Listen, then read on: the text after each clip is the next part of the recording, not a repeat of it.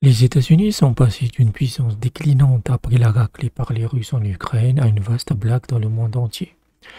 Le jour de la libération du Donald s'est transformé en jour de la farce où on a compris qu'à la fin de la journée, Donald Trump est juste un animateur de télé-réalité qui baisse des stars de poker.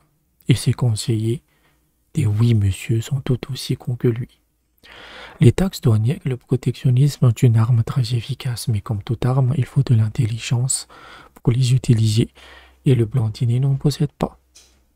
Taxer le monde entier dans un spectacle grotesque, ensuite faire une pause pour viser uniquement la Chine, ensuite menacer la Chine, et ensuite revenir en arrière en attendant désespérément l'appel de Xi Jinping, tout en insultant le monde entier qui lui lèche le cul selon ses propres mots.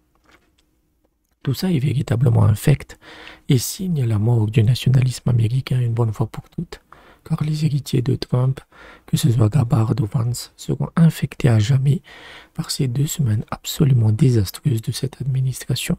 En revanche, la Chine est devenue la championne aux yeux du monde. Elle a résisté et elle a regardé les Américains droit dans les yeux en leur disant d'aller se faire foutre.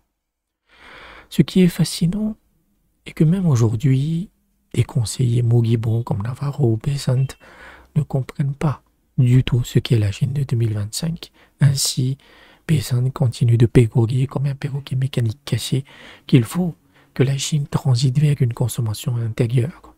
Encore un analphabète qui ne sait pas lire les chiffres. Le commerce extérieur de la Chine avec les États-Unis représente 2% de son PIB. Le commerce extérieur de la Chine avec le reste du monde est de 19%. Cela signifie que 80% sont de la consommation intérieure.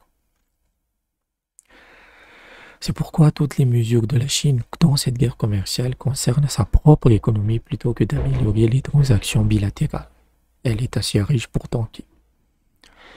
Trump est un véritable désastre à tous les points de vue. D'une part, les marchés sont extrêmement volatiles, faisant des hauts et des bas comme on en a rarement vu.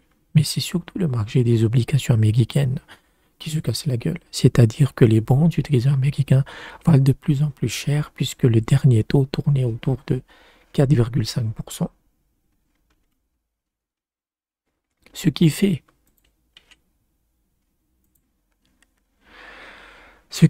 que le service de la dette est de plus en plus cher. Et cela signifie que toutes les mesures pour combler le déficit se sont envolées. Quand le taux d'intérêt des obligations s'envole, cela signifie qu'on considère que le pays ne peut pas payer ses dettes et donc on demande un taux d'intérêt plus élevé, comme ça a été le cas de la Grèce ou de l'Italie à une époque et de la France dans une certaine mesure. Ou une autre raison, c'est qu'on considère que le pays en question n'est pas fiable. Et c'est cette dernière raison qui est la bonne pour expliquer la chute des obligations.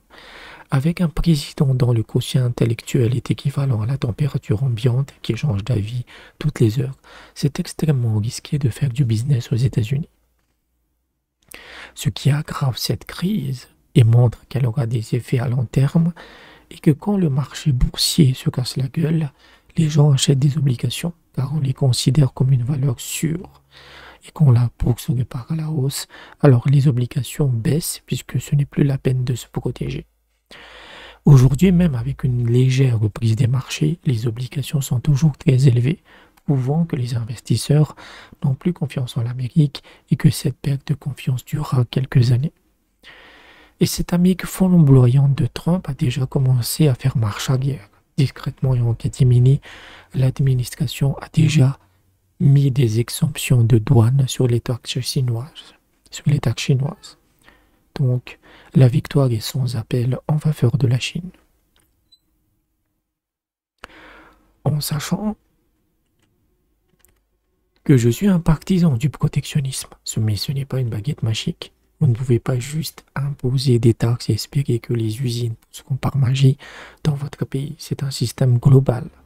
Vous mettez des taxes, vous injectez quelques centaines de milliards de dollars dans les usines par l'État, vous fermez la porte à l'immigration légale ou illégale. Car le but de l'industrie est d'augmenter les salaires et l'immigration baisse les salaires. Ici, rien de tout ça. puisque Trampinet et Musky lèchent le visa H1B, c'est sûr que des métèques payés avec des cacahuètes, plutôt que de payer des vrais Américains, servent leurs intérêts à eux. De plus, le gap de prix avec la Chine est juste impossible à rivaliser. Pour un ingénieur recruté aux États-Unis, vous pouvez en recruter 8 en Chine, ils sont meilleurs. Et tout est moins cher là-bas, que ce soit le loyer de votre entreprise, les taxes ou encore le coût de la vie. Ainsi, si un investisseur veut mettre 100 millions de dollars dans le secteur de la tech, il serait stupide de le mettre aux États-Unis, alors qu'il peut multiplier son rendement par 8, caricaturalement certes, en Chine. Trump est un analphabète économique. Il ne comprend pas la beauté et la complexité du protectionnisme. Cependant, sa technique de racaille peut marcher contre l'Europe et d'autres pays occidentaux qui ont le même niveau de vie. Le problème est que l'industrialisation en Europe est devenue une chimère dans les contes et légendes. L'incertitude est désormais la marque de fabrique de l'Amérique, et c'est la pire tare qu'un pays puisse avoir. De son côté, la Chine sort victorieuse de cette guerre par un chaos sans appel. Le monde entier la salue pour avoir tenu bon face à la racaille. Son soft power est plus étincelant que jamais. Et on peut dire qu'avec DeepSeek, le voyage du streamer Daisho Speed est maintenant cette grande victoire contre l'Amérique. 2025 est clairement l'année de la Chine.